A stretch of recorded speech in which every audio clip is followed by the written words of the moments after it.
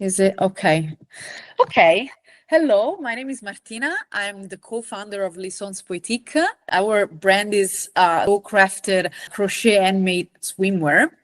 And our mission is not only to make beautiful swimwear, but it's also to empower women. So we're today here with Roxie Jones, strength and conditioning trainer, because we share the same mission. Our mission is indeed to empower women. We do it through bikinis, and we want women to feel comfortable, confident in their own skin. And Roxy, you do the same through fitness. We met in person a few years ago, and I was really amused by your story because we also have in common that we worked in fashion. And I know that you transitioned from fashion to fitness, and your mission is to empower women. And what I really loved was your first sentence that I can read on your website. And it's like, you empower women to embrace their strength, vitality, and self-confidence. And I find that amazing. So welcome, Roxy. I'm really interested in knowing your story. Thank you.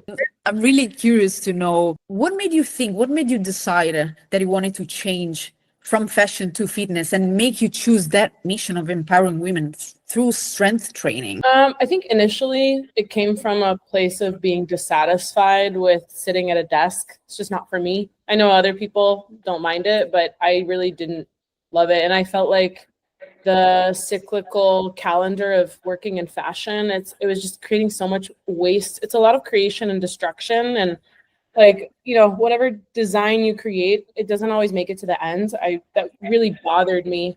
But I felt like, being in class and like going to a fitness class and being able to execute whatever exercises were being given and doing it with great form, I feel like I was setting an example in those classes. And I thought, oh, maybe I could do this professionally and set an example for other people for how to move or feel better.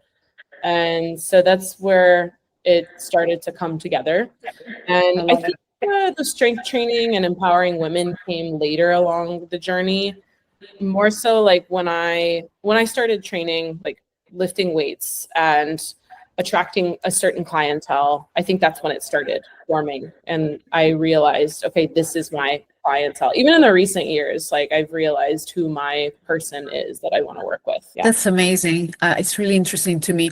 So how would you define strength? What does strength and strong mean to you? Of course, not only on a physical perspective. I think strength is not just the act of lifting weights or following a program. It's about building mental resilience. I really try to ingrain it in my clients or anyone that follows me that the act of lifting weights will help you tackle anything you're dealing with outside of the gym. And so that's what strength means to me. It's the mental resilience that comes with it. That's amazing. I can so much relate.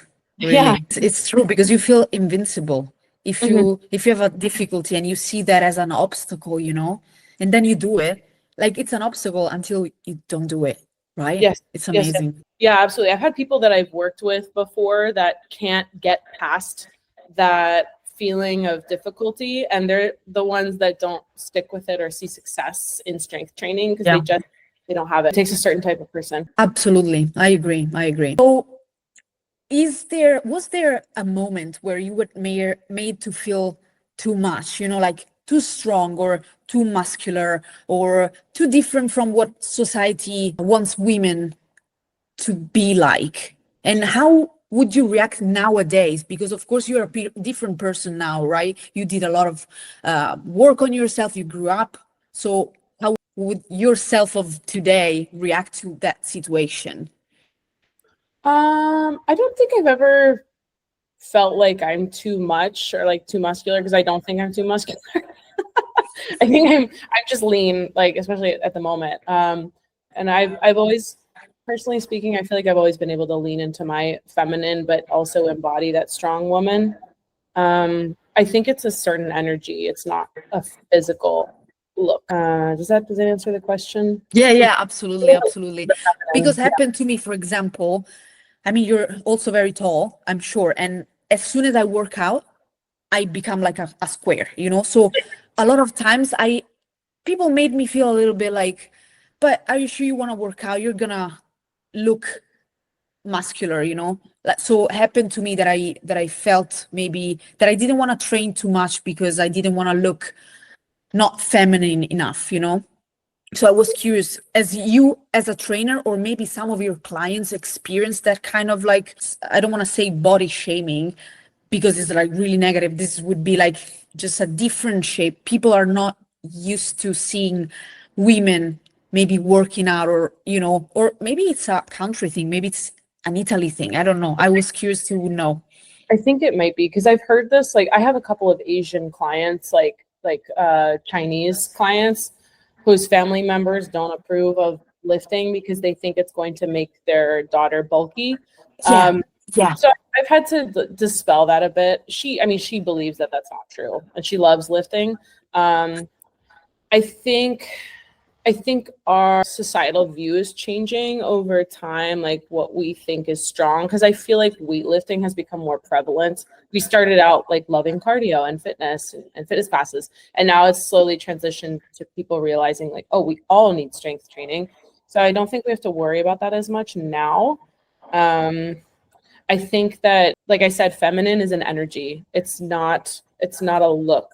It's how you present. It's how you lean into your feminine qualities, like nurturing, soft, accepting, instead of like taking initiative all the time. I love that. That's a beautiful message. I need to tattoo it on my skin. I need it. Nice. Okay. So what's something that a client has told you that really confirmed that you chose the right mission for yourself, empowering women? Anytime I hear people say that their outside life feels easier, or they notice that their lower back doesn't hurt anymore, or their clothes fit way better than it did when we started working together, hearing those small measures of progress or wins from them is huge for me. Or they just feel happier with themselves, or they feel empowered. Strength training. Like, so I get so emotional thinking about it, like I could cry. Like, it makes me so happy. That's great. I can understand. I mean, we do the same when someone wears a bikini of ours and she's like, I've never had a bikini that fit me so well. It feels like a second skin, and you're like, oh my God, I designed it, I made it, and now someone feels better through it. It's a mission. I love it. That's great. So have you seen women relate differently to their bodies once they start training for strength and not appearance? Yeah. I actually have a client. She's in her maybe 40s, I believe. She's very tall. Like, I met her in person for the first time. She's a virtual client who lives in Canada, and she looks like a goddess in person. She was very concerned about her appearance and looking too muscular, and she said, I don't want to look like one of those freaks that with training. And she was referencing Dr. Gabrielle Lyons. Do you know who that is? Okay. No.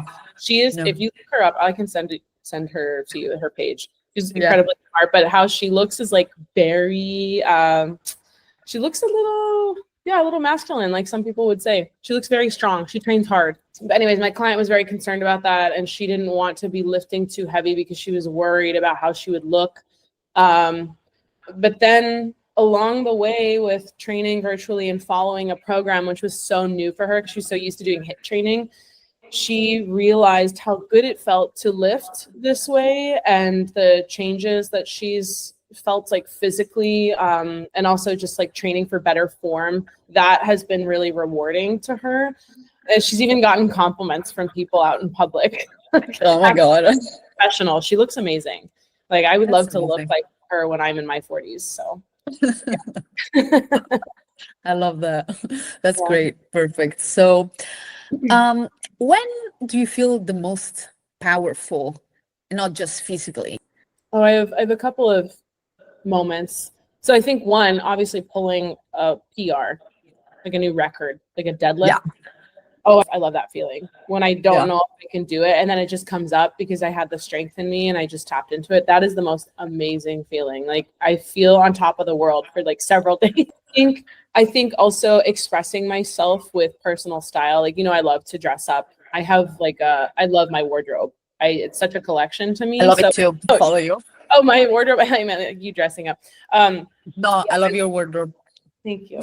I when I put on an outfit and I walk through a room with my head held high and my chest upright, like that is a feeling of empowerment and strength because I'm expressing myself and my feminine. I feel so good. Without filters, like without being scared of what other people think. I think too that's strength, like being ourselves and not caring about what people think. And it's so hard, I think, at Mhm. least for me.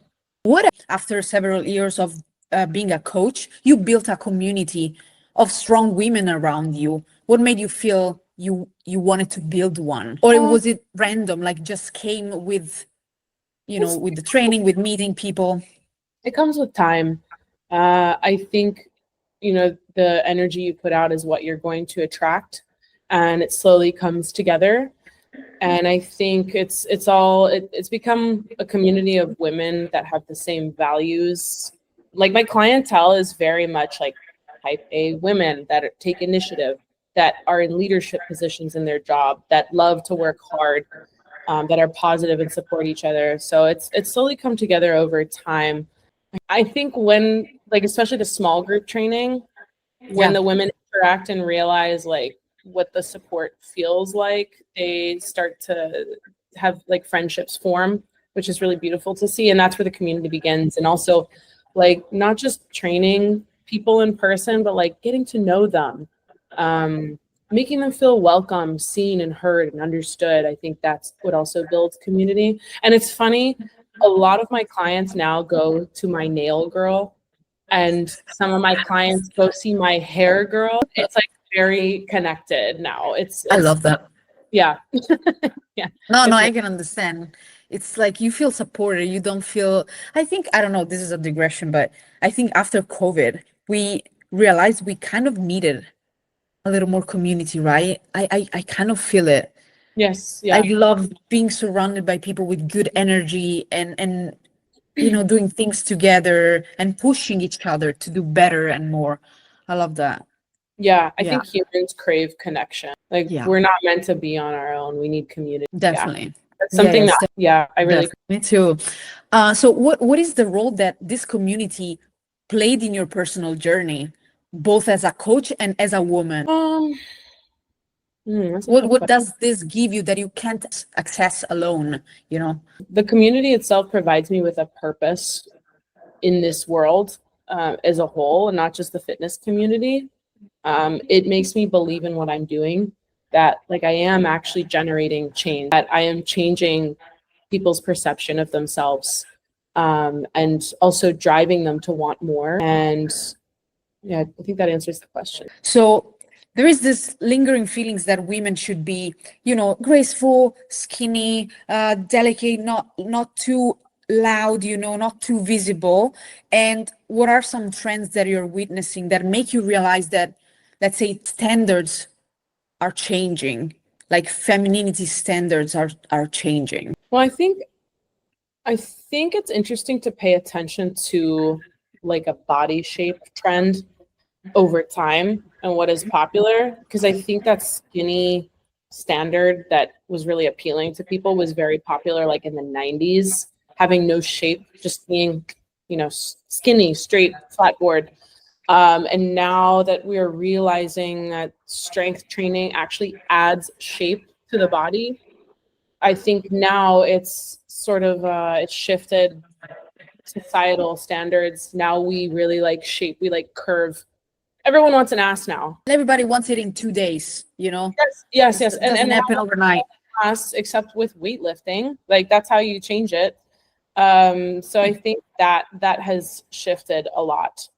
And I think strength training definitely has to do with it. Of course, there's other methods that people go about getting it, but Yeah. Yeah, that's not yeah. That's yeah, a faster way. yeah, No, yeah, I exactly. agree. I agree. I also see, I think so. I think so. right? I mean, just like strength training is becoming more popular. There are so many brands now that are creating shapewear, activewear for women True. that lift. Like Honor Active is a really good example. If you look at the models on their page, it's women of different shapes, I like love that. muscular, maybe not muscular, just curvy, Yeah. smaller, petite women. It's like all shapes and sizes, which I love. variety. Yeah, even AYBL. I don't know if you follow that brand. I think it's British. Mm, And finally women have like shapes and muscles, and I'm like, okay, this fits, like even bigger legs, you know. I like that. It's a very good marketing yeah, strategy. Like we can yeah, finally see ourselves in in the pictures, you know. yeah, That's yeah, amazing. absolutely. Okay, this was great. Thank you, Roxy. It was really interesting. Thanks for having me. This is great. I loved answering all these questions. I hope that it inspires other women to be their strongest selves. Absolutely, it will, I'm pretty sure.